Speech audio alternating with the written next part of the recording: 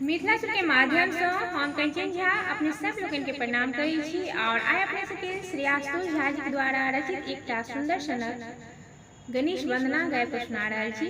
आशा है जे अपने सबके नीक लागत लाइक करब, शेयर करब। जे गोटे सब्सक्राइब नहीं केने छी हुनका सबसे निवेदन है जे सब्सक्राइब कऽ देब, संगे बेल आइकन के दबेनाइ नहीं बिसरब। जय मिथिला, जय मैथिली। सुनू ई भादव शुक्ल चतुर्थी अछि, प्रिय अहाँक तिथेश बिकट रूप धारण छी केने, कहबे प्रभु विकटे